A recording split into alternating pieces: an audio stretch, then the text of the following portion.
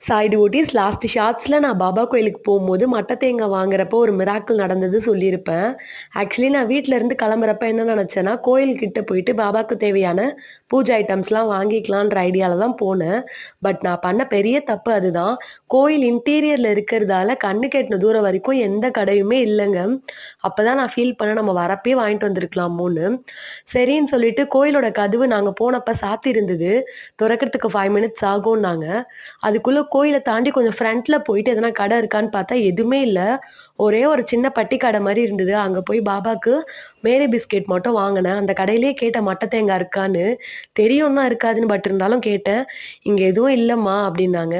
"வேற கடை எதனா இருக்கா? நான் பூ வாங்கணும், தேங்காய் வாங்கணும்னு" கேட்டா, "இந்த இடத்துல எந்த கடையுமே இல்ல. நீங்க போனோம்னா பஜாருக்கு தான் போணும். Main road. கொஞ்சம் தூரம்" அப்டின்னாரு. ரொம்ப டிசப்பாயிண்ட் ஆயிட்டேன். ஃப்ளவர்ஸ் கூட பரவால்ல. பாபா வச்சுட்டுருப்பாரு. பட் மட்டை தேங்காய் அங்க துனிமா இருக்குன்னு கேள்விப்பட்டதால, பாபாக்கு வாங்கி குடுக்கலான்னு ஆசையா இருந்தேன்.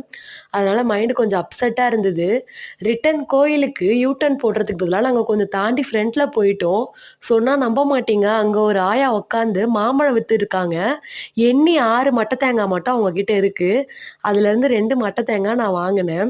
ஸோ நாங்க கோயில தாண்டி யூ டர்ன் போட வச்சு தான் அந்த நாங்க கடைய பார்க்கணும்னு இருந்திருக்கு.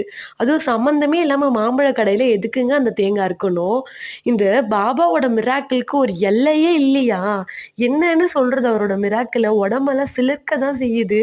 ராஜா மாரி கால் மேல கால் போட்டு என்ன மாரி மிராக்கிள் பண்றாரு பாருங்க, இந்த மனுஷன்.